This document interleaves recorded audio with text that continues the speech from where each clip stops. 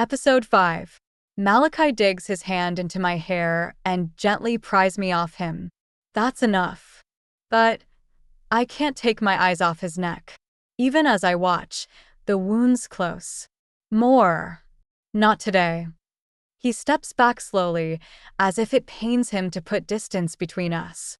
Get some sleep, Mina. You're going to need it. I inhale. Even the air tastes different with his power flowing through my veins. I don't want to sleep. I want to. I look at him. He really is sexy in a brutal sort of way. I can appreciate that, appreciate his strength and the way his eyes bleed to black when he looks at me. I want to fuck. Not that, either. Why not? Is this what being drunk feels like? It's completely different than the bliss of his bite. That's a physical thing, and it eases almost as soon as his fangs leave my skin. This feeling is in my veins, searing me right to my very soul. I shiver.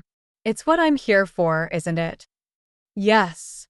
He's studying me, but I'm too loopy to read his expression. But not yet.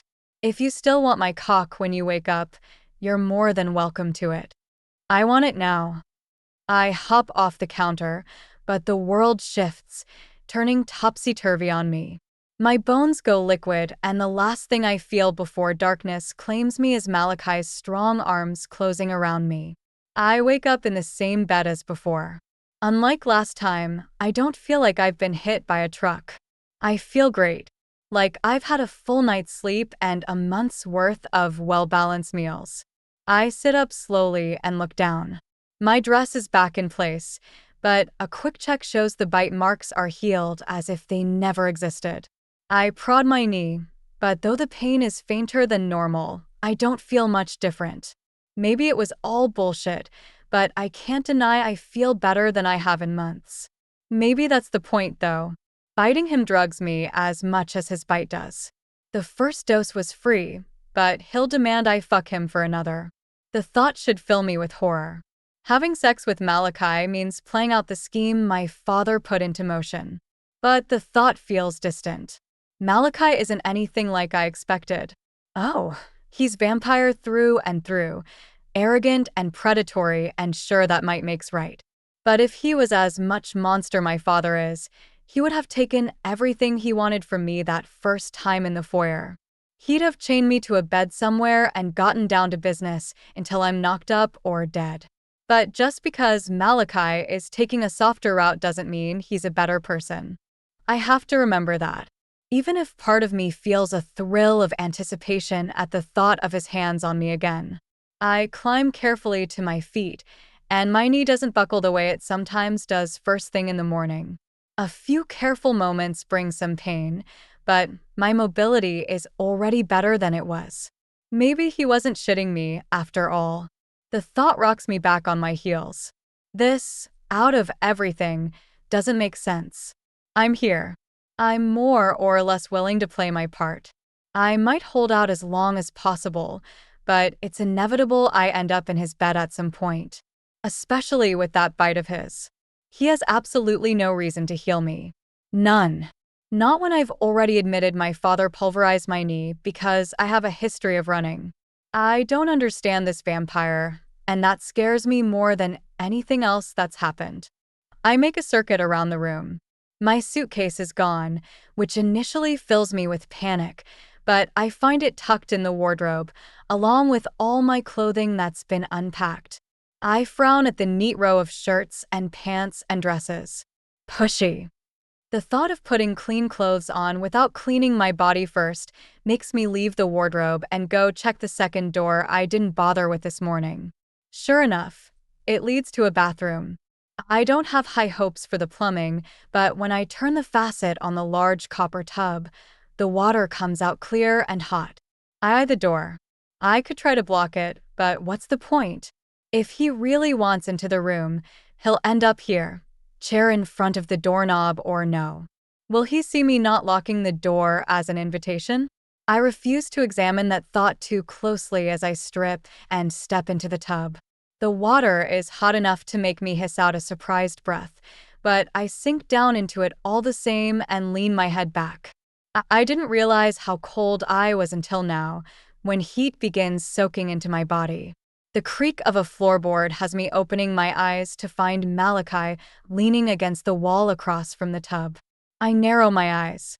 Did you make a sound on purpose? You seem opposed to me surprising you.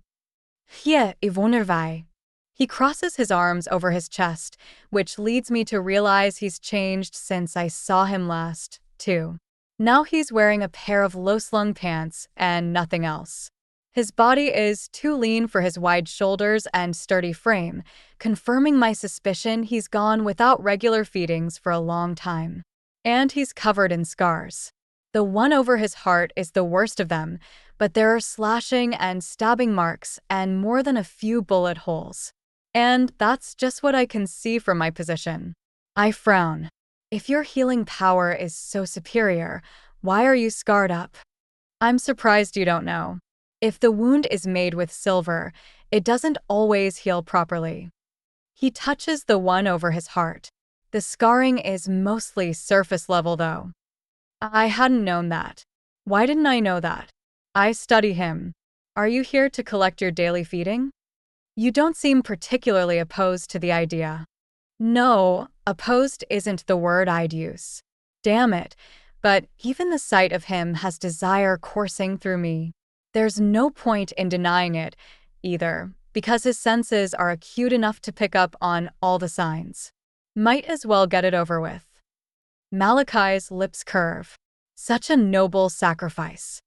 You're stronger than me, faster than me, and your bite ensures I become a willing victim the second you get your fangs into my skin. Fighting you is pointless, and I try to save my strength for battles I can win. It sounds logical enough, even if I feel anything but. The bastard laughs. It's just as rusty as the last time.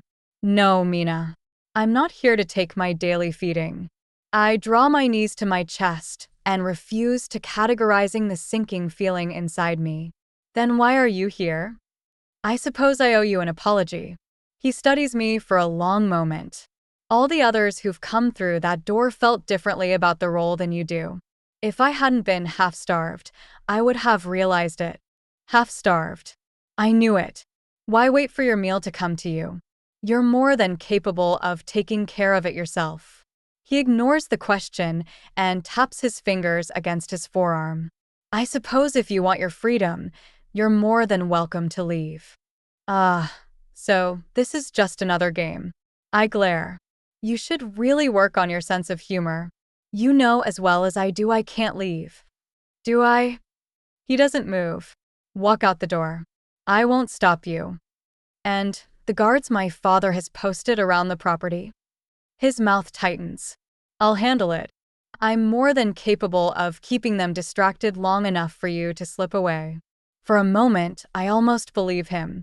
Freedom is what I crave more than anything else in the world. If there's a chance. But then reality raises its ugly head. I have nowhere to go. No money. No way to pass among the humans without raising some eyebrows and doing something that puts me on the government's radar. From there, it's a short trip to a padded cell, at best. At worst, to some scientist's lab to be experimented on for the rest of my life. With enough preparation, I might be able to slip into the world without a ripple, but I don't have that knowledge or resources required. Not to mention the fact my father will not let me leave in peace. If he realizes I've run, he'll send his hunters after me. There's nowhere I can hide they won't find me, and when they drag me right back I'll be worse off than I started. No. No matter how much I dream of running, it's not really an option. It never was. I close my eyes and fight against the burning behind my lids. I don't know if he's doing this on purpose, but it feels particularly cruel to offer me what I've always wanted and force me to reject it. I'm staying. The offer stands. I press my lips together, hating the way the bottom one quivers.